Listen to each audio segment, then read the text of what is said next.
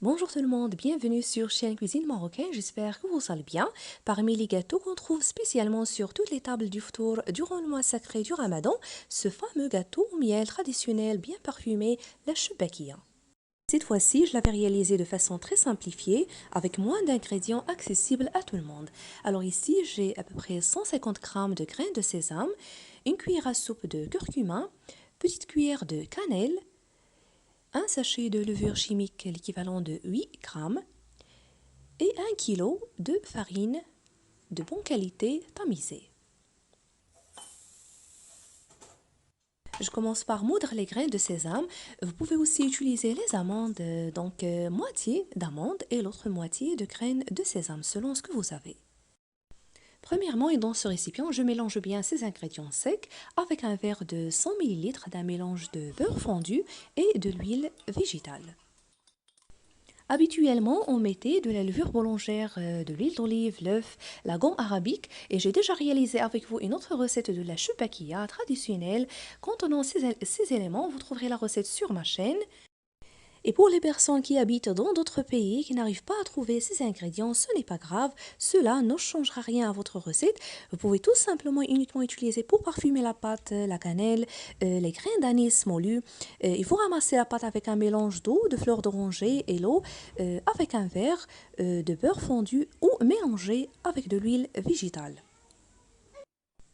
Pour moi, et dans cette recette, j'ai enlevé l'œuf, la levure boulangère et de l'huile d'olive, puisque ça donne une odeur avec le temps.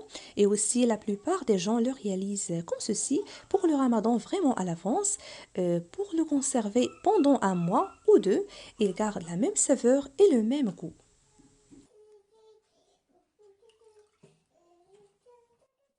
Après avoir bien mélangé et frotté ces ingrédients entre les mains, comme vous avez suivi, j'ajoute maintenant un verre d'eau de fleur d'oranger que j'ai chauffé un peu.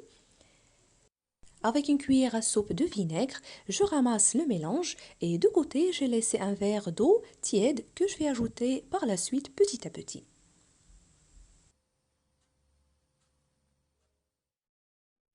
Alors la pâte doit être homogène, pas très dure et pas très molle, comme ceci.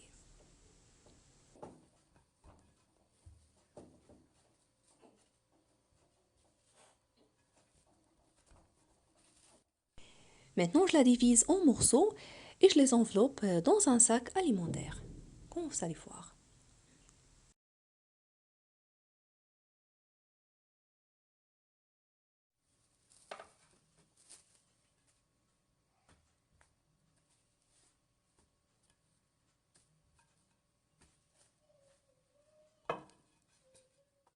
Avant de la laisser reposer, je vais l'étaler à l'aide du rouleau à pâtisserie pour obtenir un bon feuilletage.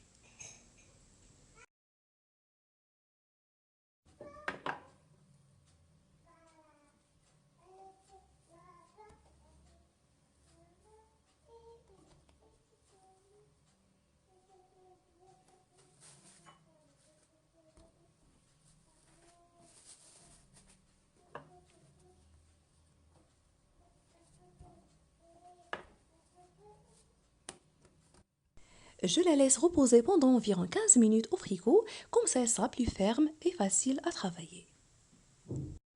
Après ce temps de repos, je la sors du frigo et à l'aide du rouleau à pâtisserie, je l'étale, comme vous allez voir, finement.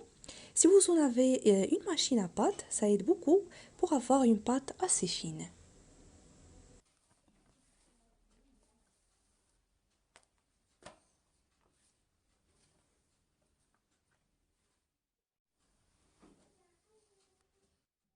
Avec la roulette, je découpe un grand rectangle, puis des bandes de pâte, comme vous allez voir, de même taille. Et pour l'excédent de pâte, n'oubliez pas de les envelopper pour éviter que la pâte se durcisse.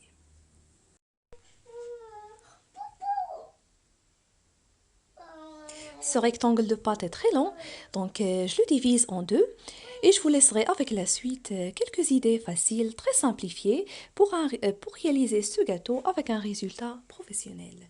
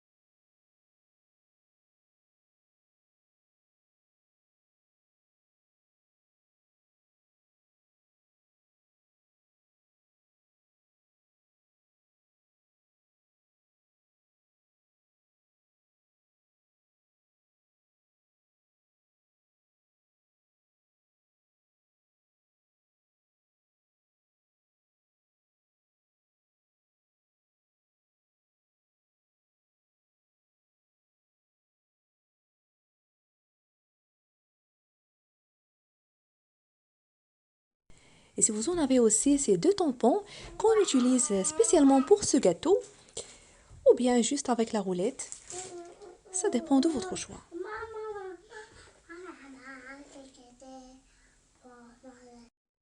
Cette fois-ci, je divise ce grand rectangle de pâte en petits de même taille, puis toujours avec la roulette, je vais faire des entailles parallèles sans atteindre les bords, comme vous voyez. Donc la façon la plus simple et facile surtout pour les débutantes. Alors ici, j'ai 5 bandelettes. Je vais soulever la première et laisser la deuxième, soulever la troisième et laisser la quatrième. À la fin, vous allez obtenir 3 bandelettes devant et 2 derrière. Je pince la dernière et voilà, je la dispose sur le plan de travail. Puis je pince les deux côtés et vous allez obtenir une très belle forme d'une fleur. La voilà.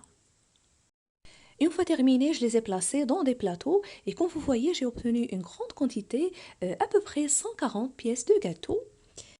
Et avant de passer à la friture, c'est très important, il faut les laisser reposer dans un endroit bien aéré, auprès de la fenêtre par exemple. Comme ça, ils ne vont pas absorber de l'huile et aussi ils vont garder leur jolie forme pendant la friture. Ici, j'ai quelques graines de sésame doré pour saupoudrer les gâteaux et j'ai mis aussi de côté du miel au sucre fait maison, parfumé au citron et à l'eau de fleurs d'oranger qu'on utilise habituellement pour tremper ce genre de gâteau. Si vous voulez la recette, vous trouverez le lien sous la vidéo. Alors je vais les faire frire sur un feu assez moyen et laisser dorer des deux côtés pendant environ 3 à 4 minutes.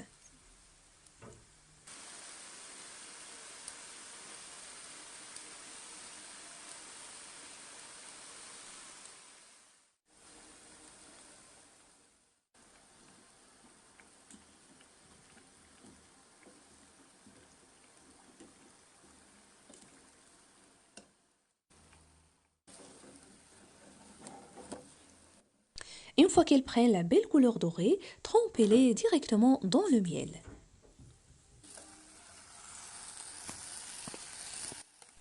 Pour le miel, je ne l'avais pas chauffé, il faut qu'il soit comme ceci, pas liquide et pas très lourd. Alors je les laisse tremper dans le miel pendant quelques minutes, le temps de faire frire une deuxième quantité. Après, je vais les mettre dans une passoire, puis je les saupoudre de graines de sésame doré. Après avoir terminé, gardez-les dans une boîte hermétique et entre chaque couche de gâteau, vous placez un papier cuisson ou bien un film alimentaire. Gardez-les au frigo jusqu'à un mois ou deux, ni la saveur ni le goût changent. Alors j'espère vraiment que j'ai bien expliqué la recette pour vous faciliter la réalisation, surtout pour les débutantes. Et si vous appréciez la recette d'aujourd'hui, n'oubliez pas le pouce bleu, le partage et de me laisser vos commentaires. Et si vous êtes nouveau à regarder ma vidéo, bienvenue sur ma chaîne et n'hésitez pas à vous abonner sans oublier d'activer la cloche. Je vous remercie de suivre cette vidéo, prenez soin de vous et je vous retrouve prochainement.